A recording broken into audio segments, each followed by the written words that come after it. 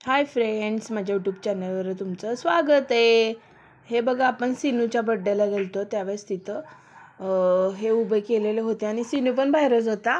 आम्ही नुकतंच आलेलो होतो त्यावेळेस तो म्हणजे आमचा प्रोजेक्ट बोलत होता की त्याला फोटो काढायचा होता त्यांच्याबरोबर, म्हणून तो तिथे थांबलेला त्याला घेऊन. तर डोरेमॉन दिसतोय तो आणि दुसरं कोण आहे काय कळला ना बाया ती काय आहे ती. मग तो घाबरला आणि तो त्याच्याकडेच बघत होता नाही का. आणि मी गेले पुढं, तर म्हणलं सीनू, तर तो त्यांच्याकडेच बघत होता. तर तो बोलला, आज तू काय म्हणते बघ ना, आज तू काय म्हणते. तर त्याचं लक्षच नव्हतं, त्याचं होतं त्या कार्टूनवरतीच.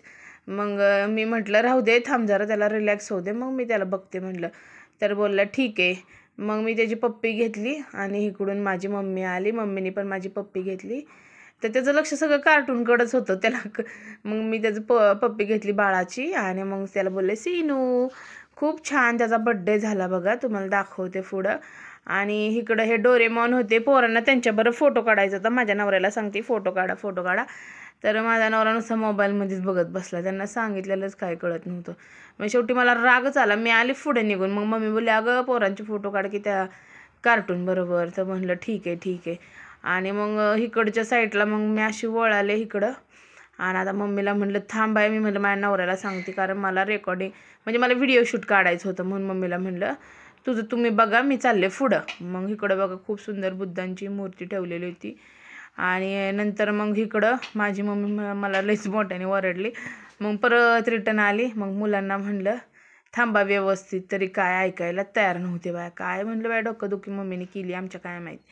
मग इकडं पोरं उभी केली. इकडच्या साईडला माझी मामी आहे बघा, माझी मोठी मामी आहे ती. आणि मग इकडं दिदीला ही उभं केलं, बुबीला केलं. हे फोटो काढत होते, पण सगळा अंधारच पडत होता, त्यामुळे मला काही व्यवस्थित दिसतच नव्हतं, कारण उजेड इकडच्या साईडला होता ना, त्याच्यामुळं काहीच समजत नव्हतं. मग चला बाई म्हणलं, बाद झाला तर तुमचंही करायचं.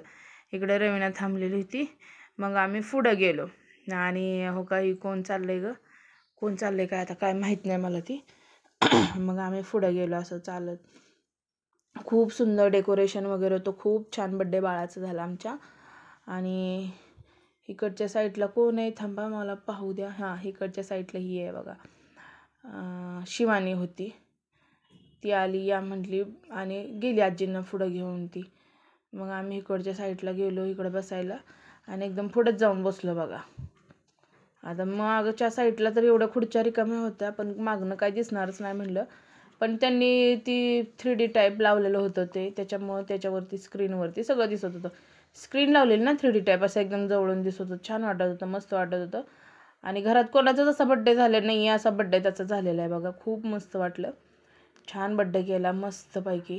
आणि हो का, सगळे म्हणजे लोक येणारच होते, पण आम्ही लवकर आलतो, त्याच्यामुळं काय हीच नव्हतं. सजवलेलं बघा, खूप सुंदर सजवलेलं होतं, म्हणजे खूप आयडियानीच ते सगळं त्यांनी केलेलं होतं. चला भेटू पुढच्या व्हिडिओमध्ये, मग बाय बाय.